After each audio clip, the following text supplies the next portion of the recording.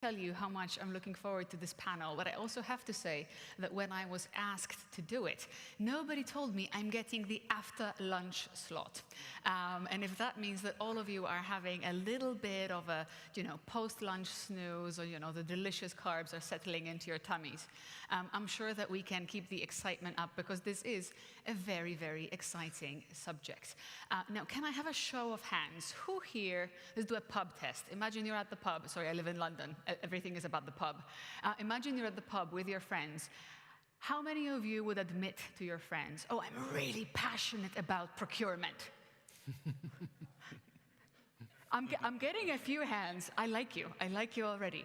But actually, when we think about procurement, it's easy to say, oh, it's this sort of heavy, slightly boring, slightly meticulous process. But what if we thought about procurement as an opportunity to define a relationship between two parties? What if we thought about procurement of startup services into our public services as an opportunity to together create a partnership, together create innovation? And where I live, which is the UK, public procurement represents £270 billion a year. And now when we think about the commercial opportunity it creates, and when we think about the amount of revenue that it could drive for much needed innovation, it really sort of reframes the question of how passionate we all should be about procurement. Now, who's going to raise their hand now? Who's passionate about procurement?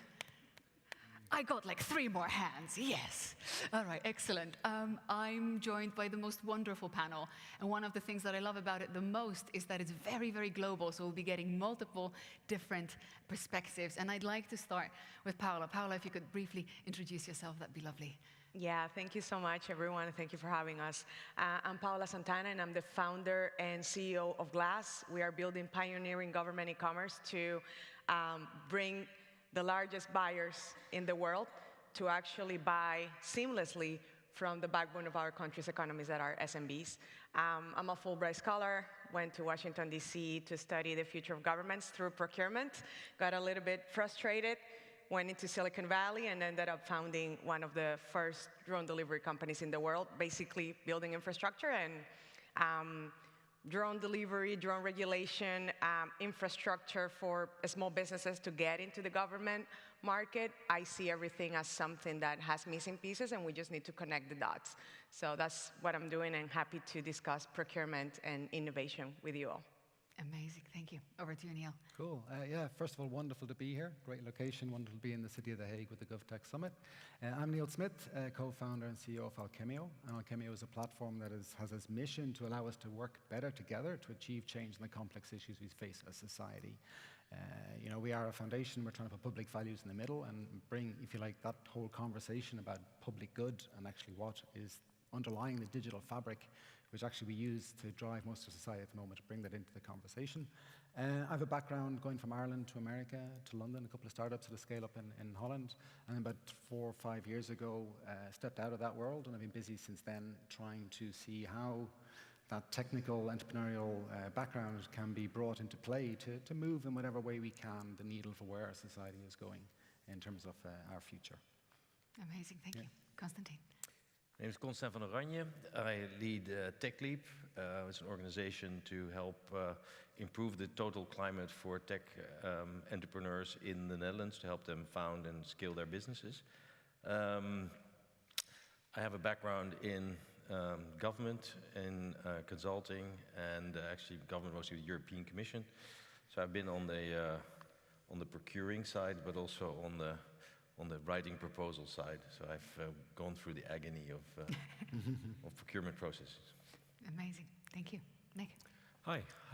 Thanks for inviting us here, and a really curious topic, and I hope we'll find different ways to analyze this. I'm Mick from the government of Estonia. I've been working in the public sector for most of my career in research policy, in e-governance, but mostly in supporting the Estonian tech ecosystem through venture capital initiatives, ecosystem development, and lately, over the past few years, by building Accelerate Estonia, which is a government innovation lab aimed at building the bridge between the worlds that seem incompatible but as I hope to explain today, are not incompatible at all, but rather very good conversation partners in many meaningful ways.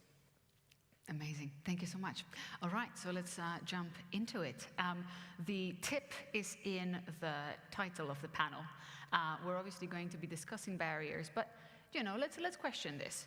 How many barriers are there? Are there barriers? What's going on in your countries? And I want to start with Mick. Obviously, Estonia, we're all looking at Estonia, the largest number of startups per capita. And, you have a chief technology officer in your government. I think that's terribly cool. We would think Estonia should get it right. So how is it? Procurement of startup services into public services.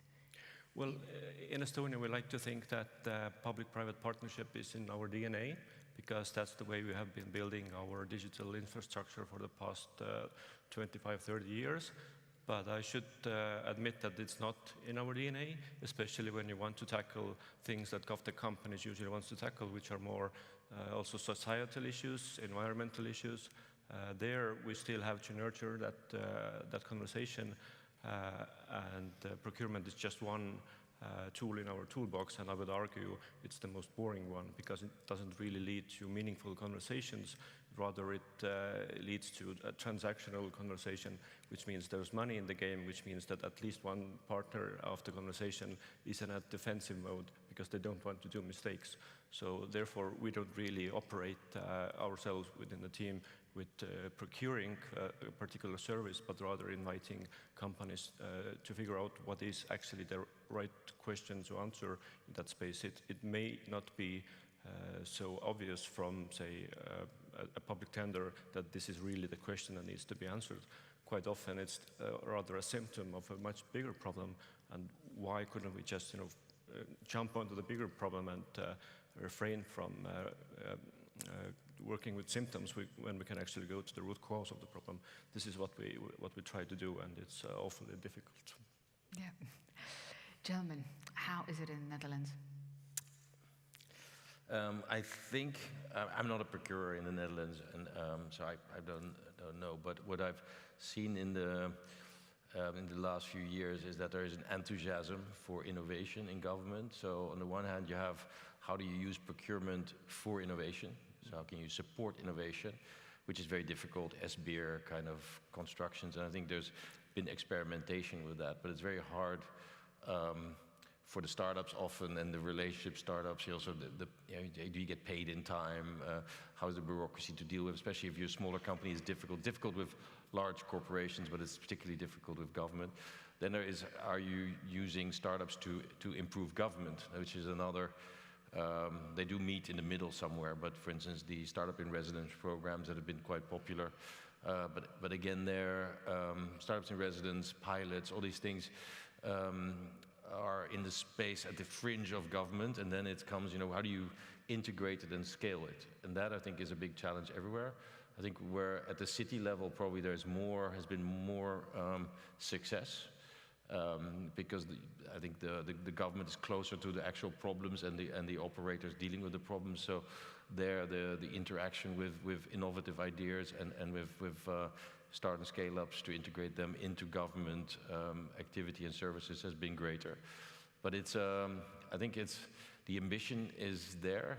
The pilots and the attempts have been made, but I don't think we're seeing kind of large scale deployments yet. Okay. Neil, would you agree? Yeah, sure. So obviously I sit on the side of the fence where we're trying to actually get the Alchemio platform into much wider usage.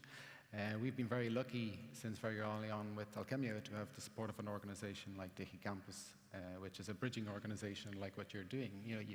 You have the world that is the public sector, has its own characteristics, which we can go into or not, and you have the startup world, and there's simply a very different speed, a very different culture, a very different attitude to what it takes to get stuff done. And these organizations that essentially bridge and bring trust between one world and another world are absolutely essential in actually giving the ability to connect in the right way and in the right avenues to actually make the relationships that are needed to get your solution actually in usage in the right environments. I'd love to see more of them. I'd love to see better funding from them. I think they're critical for it. But it's a very big sort of problem you're trying to attack with, at the moment, what I consider quite small resources that are being put in place to actually fund these bridging organizations. They're more the exception than the rule in terms of how they go in. There's a lot of programs out there, but there's not at the scale yet that I see to allow systematic engagement from the actual startup and innovation world into the public sector. The willingness is there, but the actual engagement is still a bit held on the outside. Super interesting, thank you. Paola, what's it like in the US? So what we see in the US is a lot of initiatives for innovation promoted by government for others, not for government. Which is interesting because very especially at the procurement and the centralized procurement and the Department of Procurements, they would want to implement policies as long as they are not the ones enforcing it. Which is interesting, is like, we want to optimize to spend between 20 to 30% of our procurement funds, and we want to funnel that towards small, medium enterprises, women-owned, veteran-owned, and whatnot. And it's almost like, oh, but that's an economic development department's job. It's not our job. Our job is just to make sure that things are compliant. So it's almost like if having an outcome-based procurement where you can have tangible results, it's something that everybody wants, but nobody wants to own and execute. And then this is where the gap comes in innovation, because it's on the nature of governments to be innovative. They have been the original pioneers. We were discussing this earlier. Like, governments created the first program that put the first human on the moon, right? And created the foundation for the internet and the GPS and funded most of these technologies, and that bought 80% of that technology that they funded.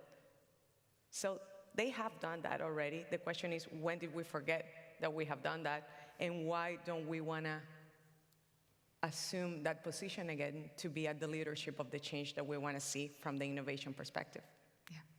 Yeah, I think what you're talking about is also a very effective tech transfer. And this is one of those problems that is very easily glossed over, because governments think innovation and there is, you can invest in research, and then somehow it ends up in the market. And some others think, you know, there's procurement and you do that. These, and as Neil was saying, there is a trust issue, there's a speed issue, there are all kinds of processes. It's a highly, there's a lot of friction in that process, and it basically mostly kills the entrepreneur. They don't have money, they will get the wrong kind of money, so their cap tables get screwed up, and so basically you're not allowing these companies to grow and emerge. So if you want this as a government, same as with tech transfer. I've just been in MIT and I've seen what they've done, and at Flagship, that is the kind of the venture builder that built Moderna, highly successful. All of what they have in common is a really professional team to manage those relationships. So if you, as a government, you want this, you want procurement to help government innovate, then you have to understand that those relationships are complicated and you have to manage for them. And it just doesn't happen by themselves. So it's not just a policy field you can open. Let's go and do innovate or procure innovation or innovate in procurement. It's just not going to happen. You need to organize it. You need to create environments of trust. And otherwise, it is, I wouldn't say a waste of money, but it's definitely, money could be used much more effectively. Yeah, definitely, yeah. Yeah, no, and I just want to take up on that, you know, procurement also has a bit of a reputation to focus a lot on price. And if you look at what a contract is actually for, a contract is for when trust breaks down. And if you actually have the trust working in a collaborative setup and you're jointly owning the problem and jointly making progress together, then actually a contract is just there for the safeguards if it breaks down. So procurement, you know, if you look at the point of view actually giving the oversight and actually then looking at what the cost will be, you know, I think we can also take it you know, into a bit more richer focused, a little bit what you're saying, where you actually look at procurement in terms of driving value outcomes, whereby, you know, you're looking not just at price as one of the drivers for actually what it means to have a successful outcome, but what it means for the wider societal impact. What are the values behind the organizations that are actually bringing those services in? And I think procurement, if you can step up the procurement game by getting them to focus a lot more on the value generated over time, as opposed to the cost or the contractual pieces where they currently focus right now, I think we have a lot of value to gain. And it's really interesting because you touch upon, I think, a certain themes are surfacing in terms of the things that are broken, and it feels like it's almost universal in our different countries. I want to pick up on the point of trust because you mentioned trust between, in this case, between the public sector and the startups and how that can be brokered with a contract.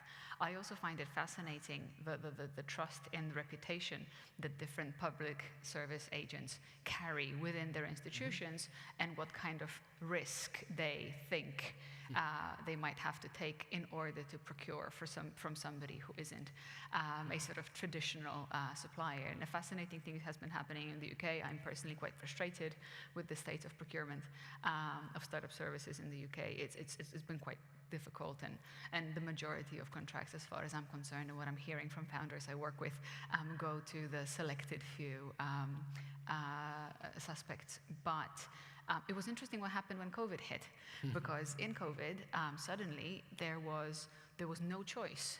There was no opportunity to, labor over certain points. We just had to very, very quickly almost reimagine our health services and then reimagine all of our services. And it felt like something's changed, and it felt like a certain sort of seal has been broken.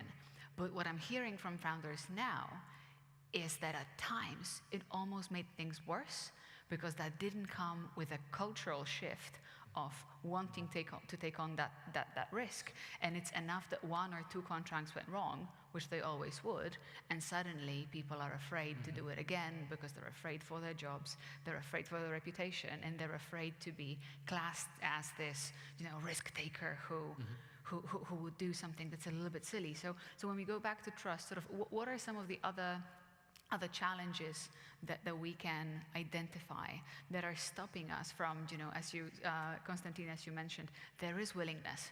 So if there is willingness and there is good innovation, and we, as Paola said, have a history of it working, then what are the bits that aren't working that are causing it to be as it is? Well, trust comes in very, sometimes very unconventional ways. And sometimes to get the government to innovate, either through procurement or in other ways, looks kind of silly. For example, when I've asked different ministries, like, how do you choose which kind of innovation to support, then I've also heard the answer that if there's a person with high reputation in the society, if he says that we should do it, then obviously we're going to do it. So the tip for startups would be, like, find the person who the policymaker looks up to, convince them, and then everything becomes much easier, either through procurement or in other ways. But then again, sometimes we really kind of misunderstand how much of, well, for example, there was a startup that we currently work with, and they were kind of afraid to talk to the government because they thought that the government is kind of in a power position and can just impose whether this is going to be procured or they're going to build it in-house. And they were really, like, frustrated about this. But I knew from the other angle that the situation was vice versa, just the government didn't have enough trust in themselves. Therefore, they were, like, fluctuating and picking between different options, and they were really insecure about what they should be doing. There was no power position at all. It was just a gross misunderstanding of where the conversation currently stands. And therefore, I think still again that the conversation should never be just about procurement. It should be about all the other options there as well. Yeah, but I think what you're mentioning is the expertise in the government, knowing what you want. So the worst procurement is where you don't really know what you want, right? So you get into this messy process and it changes, and then or you want to pivot, and then the agent on the other side, at the government side said, but we didn't contract you for that, and then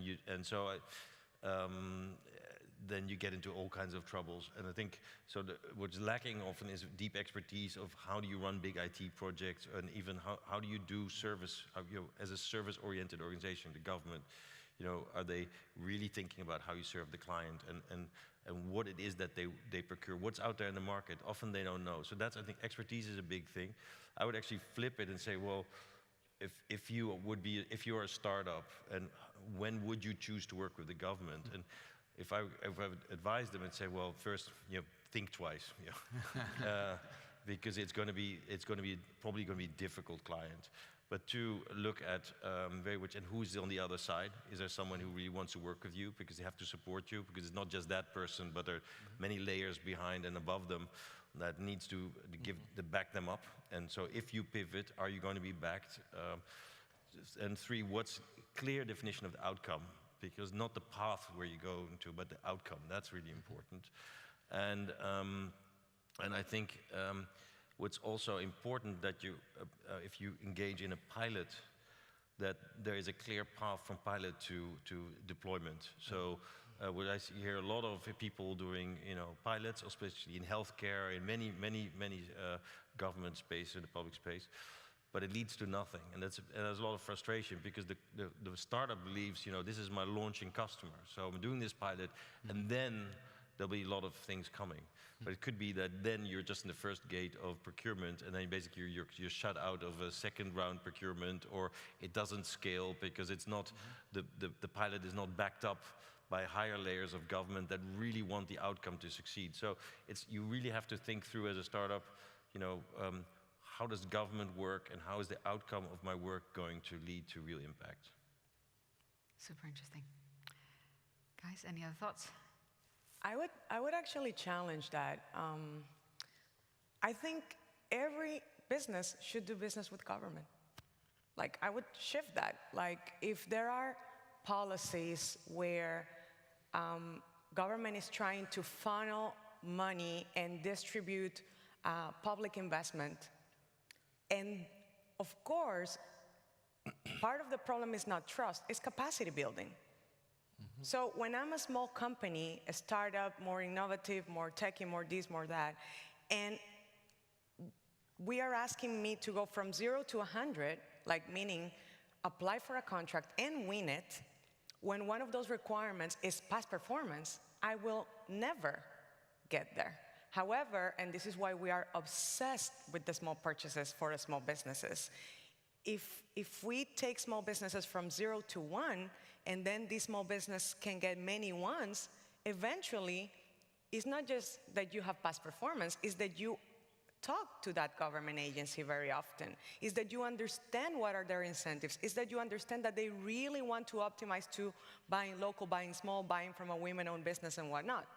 So capacity building is very important. Infrastructure for the small businesses is also very important.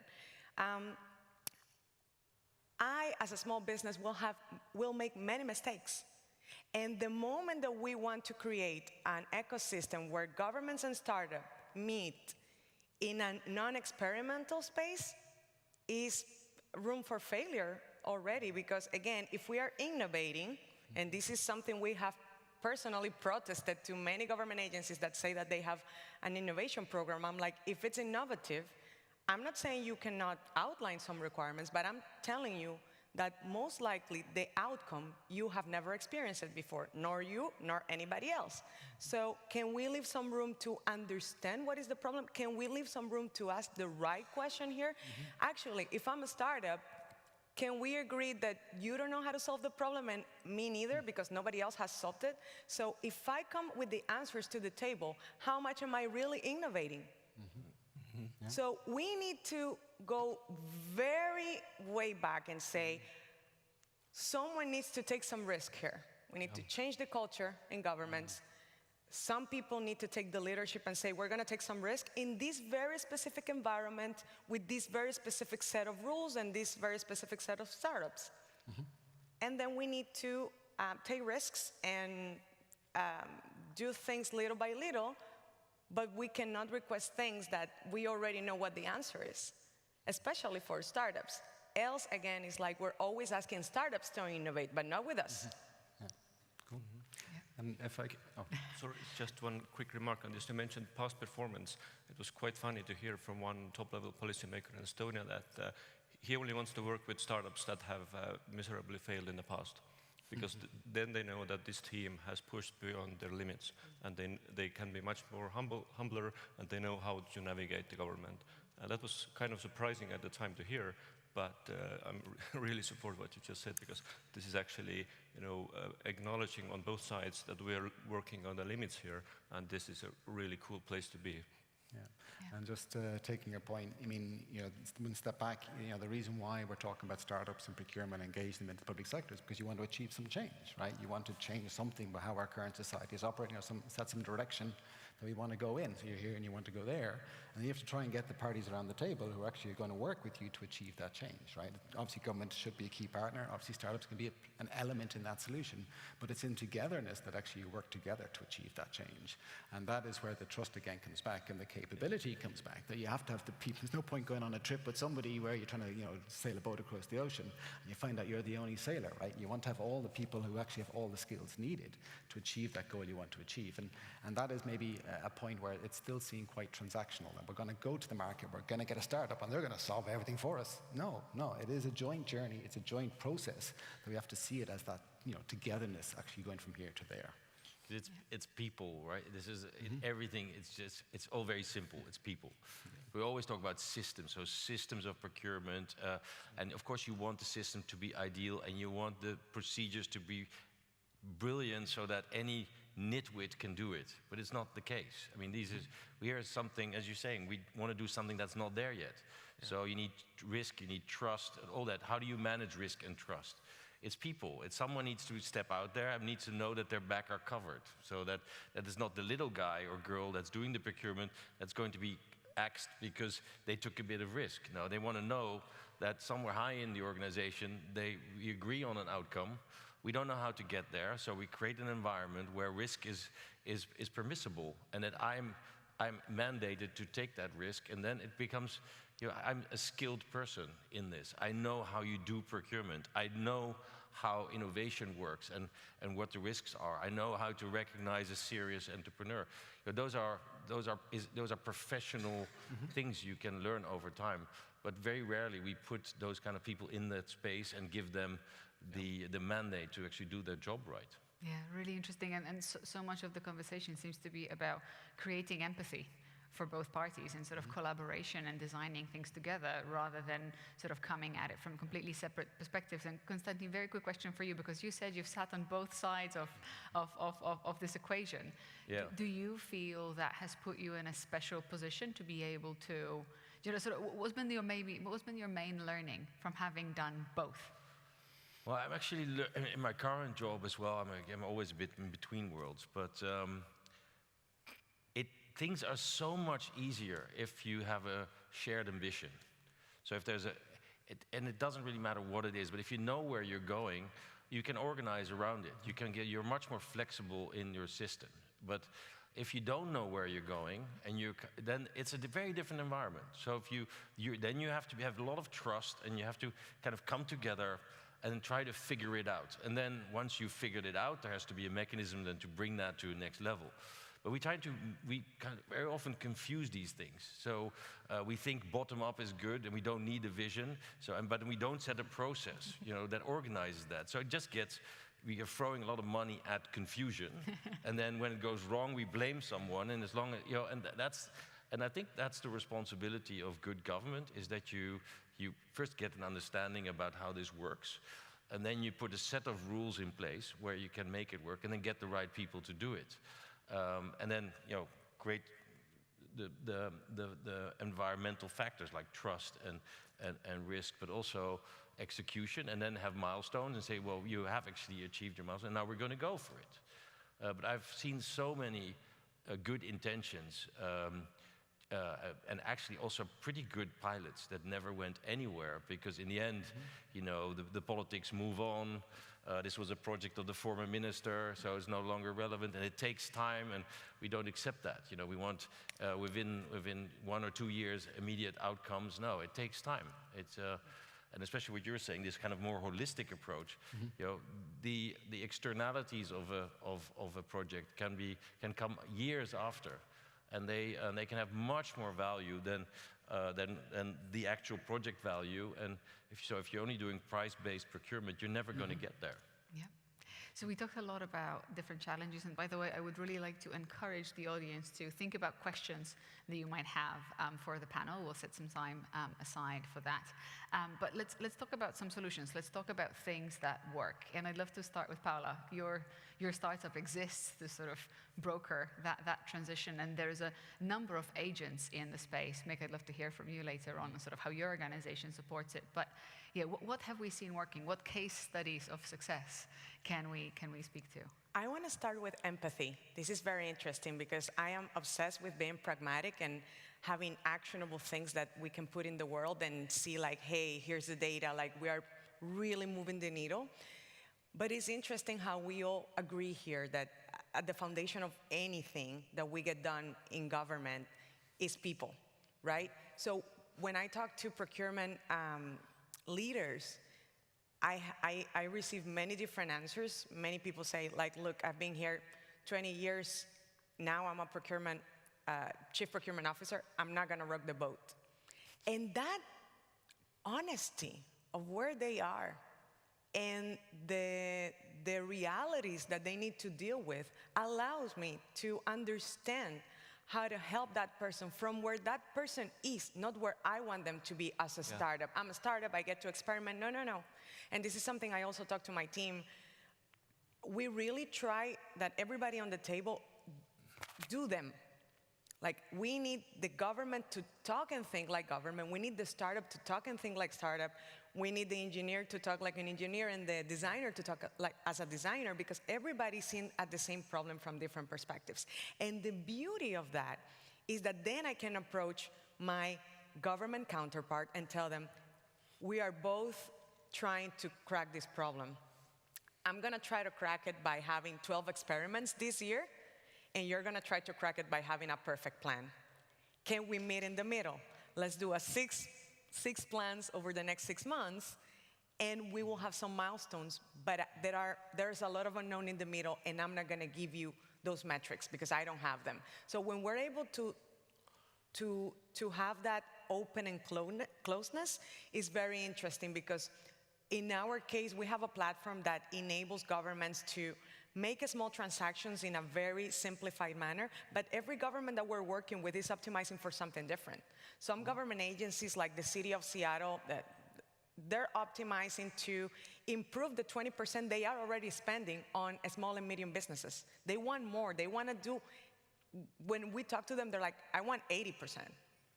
And I'm like, well, that's pretty intense. Like, can we go little by little? And then you have the city of Oakley saying, I want to buy local.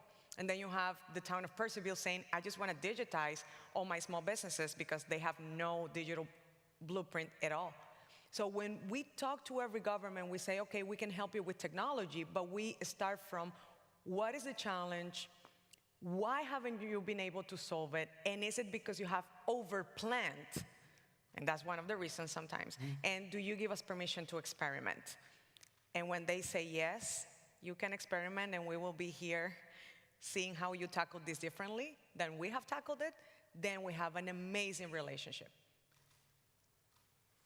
Amazing. Thank you. That does, I mean, this is great, but a lot of procurement rules are designed around avoiding corruption, nepotism, and all these things. And we dehumanize the procurement function, which is understandable. But you know, as we are saying, you have to put the human back into the system, because it's about relationships. That is something that you have to be aware of. To come to that outcome where you say, you know, I don't have a full plan, but I actually get to experiment, and I get to build a relationship with the supplier because I want to learn as a procurer. I think that's gold. That's gold. But it is a challenge because our systems are not very well designed for that. So do we have examples of where it worked? Well, and I just want to tie onto that one, because there is a lot of work that has been done on what are the best practices to how to achieve a sort of collaborative, in it together kind of procurement process. There's a lot of knowledge out there. But how do you find it? Right? Where is it? How do you readily access it at the moment where you need it? And that's also a big gap. There's you know, how to tap into all this body of knowledge that's out there to actually help these procurement processes to actually be that much more effective and to help guide us as we actually go on this discovery journey together to go from here to there. So I think we also, if you're looking at what can be done to help step up procurement, I think getting much better body of knowledge and guidance on how to do these innovation journeys, these innovation flows, is a critical thing, and we have to get that systematized and available. So if you find a fantastic process that happens to work in your environment, then you can get it available to everybody, right? And well, that's also too hard a thing. And then we fall back to actually locking it down, right? Because that's easy, and it's easy to lock stuff down, but it's hard to open it up. So maybe two things that have worked in our environment.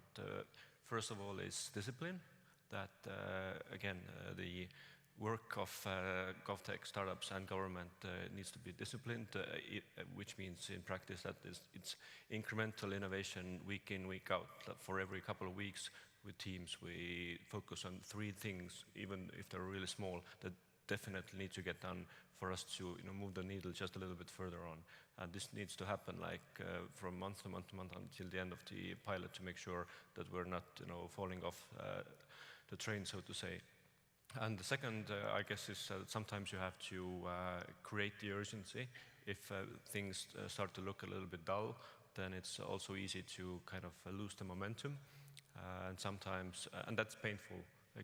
Getting to that urgency is painful because that means that the pilot is on fire, and that's not a good place to be, but that really unleashes creativity on both sides and also brings the teams to a much better support from the government, or then a clear understanding that this pilot is going nowhere, it's best to spend my money elsewhere. Yeah. What's the role of accelerators or other sort of projects or institutions in this space? Like, is it on the startups to figure out how to best understand the projects that they're bidding for? Is it only on the government to educate themselves, or should we be just accepting that there is a slice of that pie that should be occupied by somebody who translates between the requirements of the two? Well, I'm happy to take a piece of that pie because I do think that translation is needed. And again, we don't call ourselves as an accelerator. It's about accelerating Estonia, not a particular team, but a particular problem that gives Estonia both economic and socio-economic value. And obviously, as you mentioned as well, all of the successful programs out there in the history over the past at least 100 years are in cases where this transfer is managed really, really well. And we try to be really agnostic of what's the particular policy domain or what is the technology that's going to be implemented. That doesn't really matter. What really matters is getting to solve the right problem. And that really does need to be managed because it's not so obvious. The trust is, for starters, it's never there. You need to build it step by step. So yes, there is a place for that transfer, and happy to be a part of that.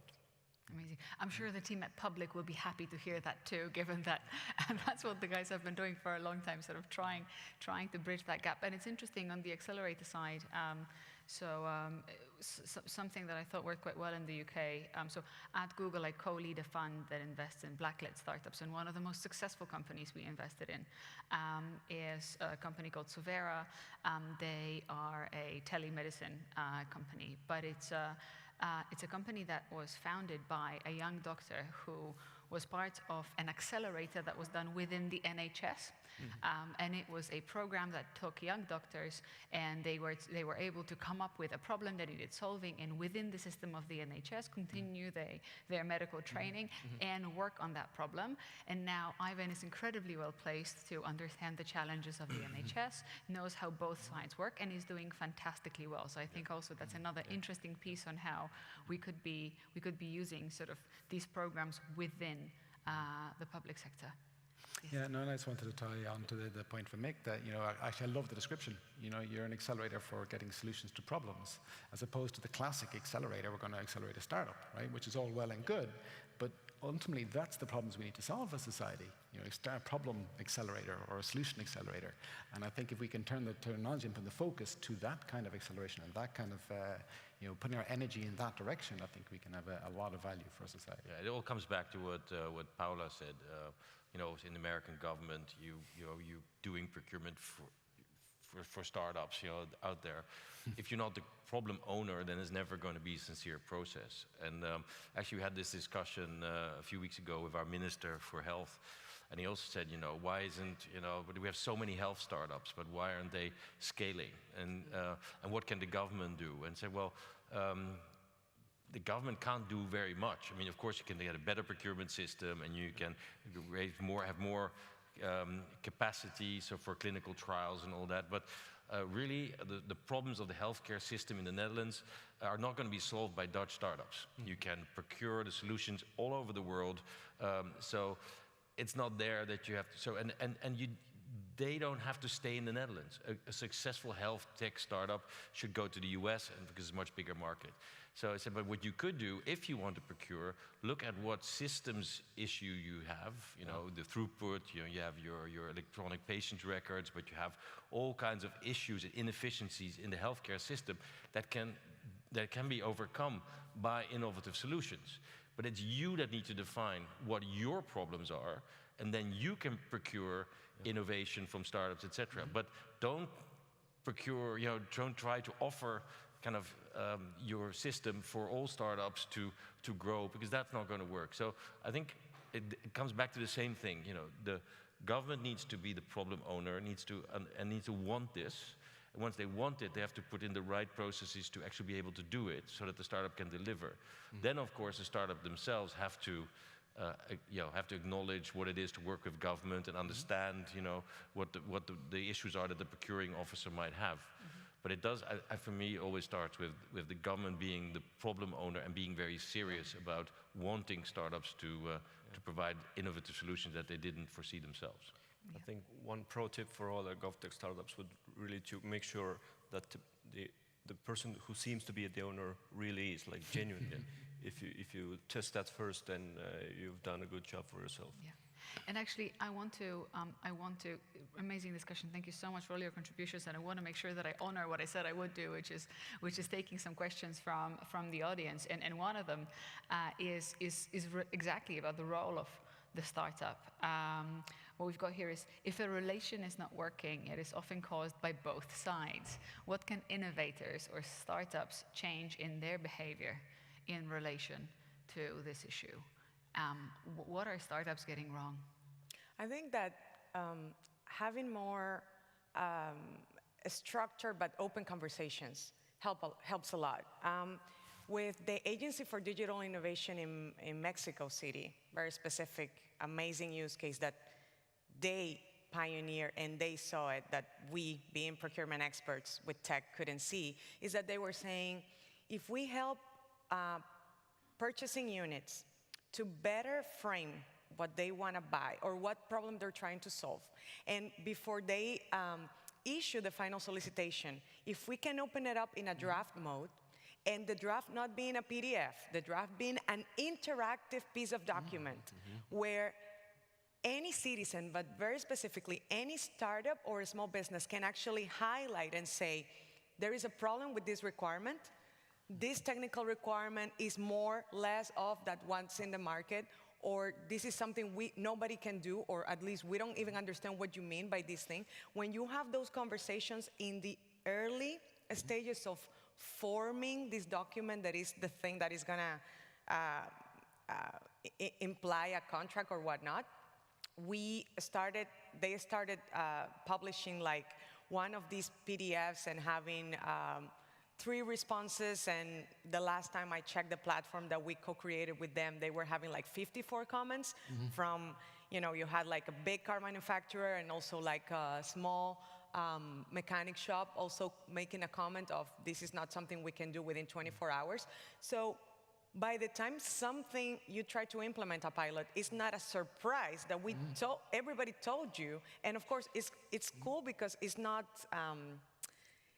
the procurement officer doesn't have to take the comment. So it doesn't need to impose on the contract what people say, but it shows to the person that made the comment or to the vendor that made the comment that the comment was viewed. So, and was considered and implemented or not. So I think that it's more about doing the prep work of understanding where we are and where we want to go, and when you say this, is that what you mean? When I say this, is this what I mean? Then it's just, it goes back into an innovation process where I go back to culture. How comfortable is government with starting things that they don't know what's the outcome? And another way to make this, to ask this question is, how many government people that are sitting here have done, it's going to be November, have done 10 experiments this year? Have you done 2? Have you done 3? Well, no, because we like plans, we don't like experiments. So when something doesn't work, you were not expecting it not to work because you don't think in that way. So. That's incredible, huh? The whole government is kind of fixed. We all know it's not working very well, but we all know that's how it works. And the government will explain, it's like a big black box, so we'll explain to everybody how it works, and then it stops. Whereas this, what we're talking about now, is you want to actually improve it. So a learning culture on both sides, but the startup is basically one little dot of many that the government is interacting with. And so, but to introduce a learning culture, also in a big corporate, in a big organization, is a real challenge. But we know it's necessary. Just that the government is a monopolist. They don't really need to. If they don't do it, then it's still the government. Nobody's going to remove them. So I think to do that requires, it's a cultural shift, and that you are curious about your suppliers. That means that you're curious about what citizens want, and you're reaching out there. It's pretty profound, and I think so. We often take procurement as a part of this, but it is embedded in a wider culture of government. That if it doesn't have that kind of learning capability, and if it doesn't kind of want to do experiments to actually learn and to improve, but that if the individual procurement officer, when he or she wants to do something new, actually gets hit on the head again and say, well, just do what you do, what we always have done, then it's never going to happen. So I do think there's also a message here towards leadership in government, that it's much more also about a broader culture of learning and wanting to improve. Yeah, but also recognizing that, what you're saying is that you have to take the time at the start to understand you're here, you think you want to go there, right? But that journey, actually, your destination might actually be over there, and maybe you need different people with you and a different set of skills to get there.